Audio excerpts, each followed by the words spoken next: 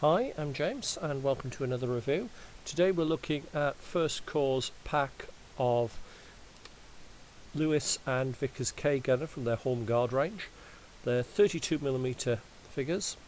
They are quite large. They may not fit in perfectly with some of the other ranges, but they are very full of character, as you can see by the shot of the face there.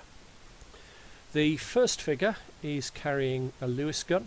He's got the standard infantry Lewis, nicely put together figure, looks right.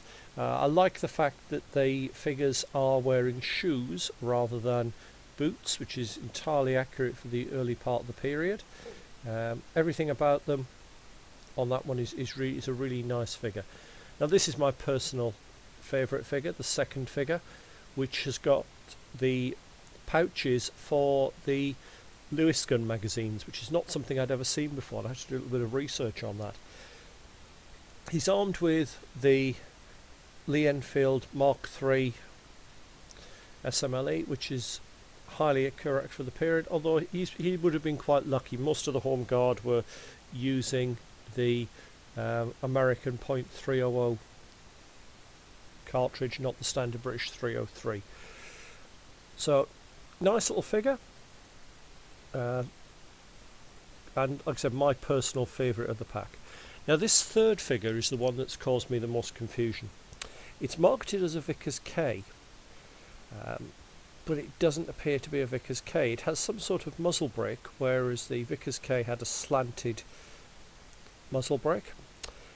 It's got the sights in the wrong place for that. They're definitely aircraft sights because they're tall ones designed to look over the top of the 97 round drum mag.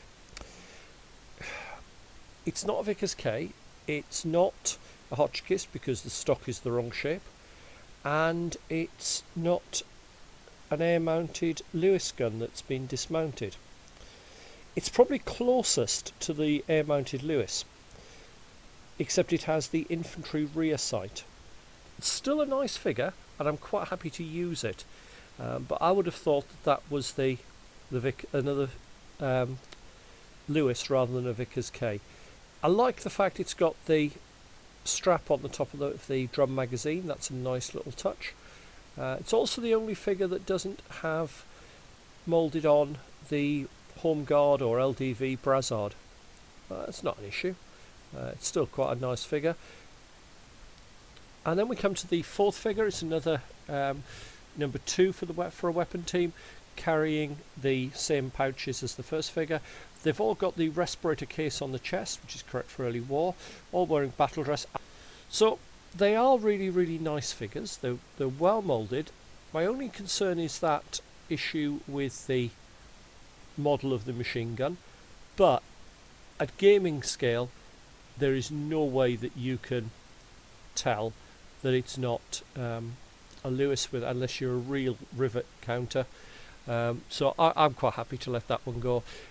You could argue, if you did want to use it as the Vickers K, that it was one that they've taken from a shot down aircraft or something similar, but end of the day it does the job nicely as an air-cooled Lewis.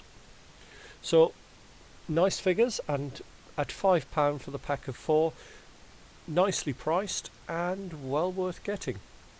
Hope that's been useful, and I'll see you soon for another review.